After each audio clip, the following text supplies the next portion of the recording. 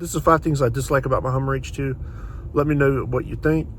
There's not really much I don't like about it, but I came up with these 5. So the first thing I'm not a fan of is the repair cost, specifically the windshield. A lot of parts for this vehicle are hard to find nowadays. So the windshield I had to replace a couple of years ago. I had to remove all this trim, the upper trim, the trim on the other side. This part here just pops off on both sides, and this cowling is a pain in the butt. It is for looks only. Do not put any weight on these, they will break. When the dealer was replacing the windshield, they broke this on that side and the cowling, and they had to replace them. They were very hard to find, took almost 6 months to find. But they've replaced it, but the parts are just hard to find. And to replace the windshield, yeah, the trim has to come off, these have to come off because the glass is down beneath this. So to get to it, you have to take that off. The wiper's got to come off. Parts are just hard to find. I do got to get another passenger side mirror here. The mirror motor doesn't move this mirror, but they do power fold in. So that's like $500 I don't feel like doing right now. Just other parts, a lot of it is GM parts, but some of it's not. Some of it's specific to the vehicle. And when you got to get a part, it's hard to find. I did have a window motor break last year while I was at an air show. Luckily, it's the same part as a lot of other GM vehicles, and I was able to get that and replace it, no problem. Parts, repairability, they're there. You just got to find them, and you're going to pay a pretty penny for them. But again, that comes with the type of vehicle that this is, you know. I didn't buy it to save money. I didn't buy it to save gas. I bought it because I always wanted one, and I love it. But this being the 2nd generation interior, it looks a lot better than the 1st gen.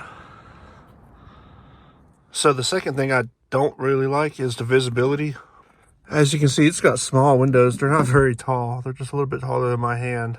The windshield's 16 inches tall. It's got massive blind spots. You can see here, this blind spot's as big as my hand is too. You got the vent shade, the door, the body, and then this big pillar. It's a lot of blind spots. As you can see, big pillars. Huge pillar back there. Rear windows are useless. They're so small. And the rear window. So the trick with the rear window is it's already small enough. But with the spare tire there, the visibility is really only from the top of the spare tire to the top of the window, which is like, I don't know, 8 or 9 inches, and that's it. So you can't really see much. It's kind of useless. So you really got to rely on your surroundings. And you just got to pay attention. I notice when I'm driving this, I don't see as much things as I do if I'm driving a car or something else, because I'm more focused on just driving and keeping it in the lane since it's 8 feet wide. But yeah, visibility, blind spots, they're there, but they come with the vehicle. So it is what it is. So another thing I'm not a fan of, the third thing, is the 4-wheel drive system. I mean, I love it. It'll climb up a hill, but it's always in a 4-wheel drive. There's no 2 high. It's either 4 high lock, 4 low lock, and then you can also lock the rear diff. But yeah, so that just kills the gas mileage. I mean, it is a monster, and I don't buy it for gas mileage, but it would be a little nicer if when I was on the road, I could put it in like a 2 high setting for long trips. Like when I go across the state, maybe just to save a little bit of gas. I don't know. I can still make it in 1 tank. Granted, that tank is 32 gallons. 4-wheel drive system, I like it, but I really think there could be a 2 high option, even though it's a little weird for this type of vehicle. So another thing I dislike is the width and the height of it. I don't really dislike it. It comes with the vehicle, but it can kind of be a pain in the butt sometimes. I mean, this thing is taller than I am. It's like 7 feet tall, so it does fit in some parking decks, but it doesn't fit in some others. I have found that out the hard way. I haven't hit anything, but I went to go into one and realized I don't fit, so I had to make everybody else behind me back up so I can get out. The same with the width. It's 8 feet wide, so it doesn't fit in a lot of ATMs or drive-thrus and things like that. Again, I found that out myself by trial and error. Nice little front end there. It does have the clearance lights. All those clearance lights are required by Federal Motor Vehicle Standards because of this vehicle's height and width. So they're not there for looks like some trucks and stuff put them on, like the H3's got them. And some other people put them on their vehicles. These are required on this one because it is so tall and so wide, as you can see. So we are still talking mid-2000s GM plastic. This is better than the first generation interior. This is some like wrapped leather here, but this is still plastic. It's still hard. I don't have any cracks because it was taken care of, but it still is GM plastic.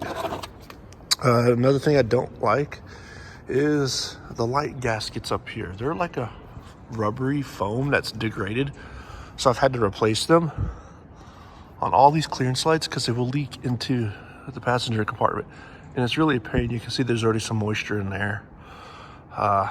So the stupidest thing ever, beneath here is the blower motor for the fan, and I will put some pictures up,